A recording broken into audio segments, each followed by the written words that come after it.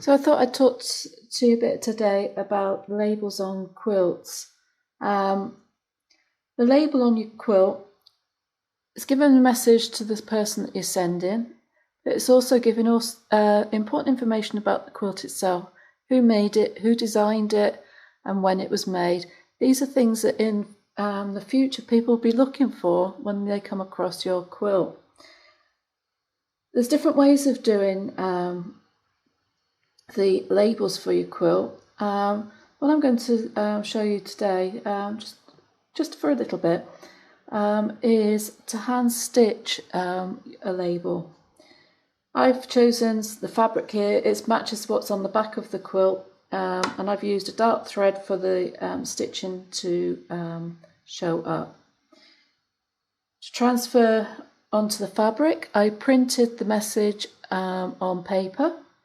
I went old school and take the paper to the window, take my fabric over and traced the writing.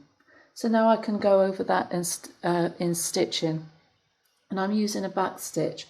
So the way I've done that, using fairly short lengths of thread, you don't want it knotting up, and to avoid the use of knots, I've folded my thread in half. I've got the loop at one side and the open end I've threaded through the needle. So I'm going to do this in back stitch, and you don't want to be trailing thread from over long distances, because you don't want that to show through. So because I've got a loop, when I do the first stitch, I can put my needle through that loop, and as I tighten it, it makes that secure. And then you must make sure that you don't stitch back through that loop when you do your next stitch. So using back stitch to do my lettering, and you want to keep your stitches as even as you can. When you're going round curves, you might have to shorten your stitch length a bit just to make sure that you follow the curve nicely. And you also want to be making sure that you're putting your needle down through the end of the previous stitch. You don't want to be leaving gaps in between. Now, one of the advantages of having a stitched label is that it's not going to fade over time. That's going to stay there. And if you've spent a lot of time creating a quilt and it's for somebody special, just taking that time to hand stitch your label can mean quite a lot to a person. So as you can see, I'm just following the marking on my fabric to form the letters.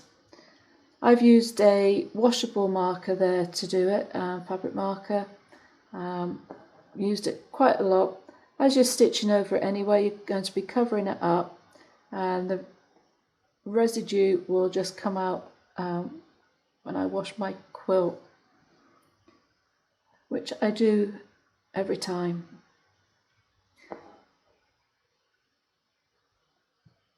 So when you're doing your lettering, some things to think about. I like to use one of the handwriting fonts or something closer, just to give it a bit of character. And you also want to make sure that you're using a font size that is big enough for you to read clearly once it's been stitched. So you don't want to have anything too small. So there you go. I just thought I'd show you one way of creating a quilt label. I hope you'll give it a go sometime, and if you want to share photos of ones that you've done, do get in touch. We'd like to see them. So that's it for today.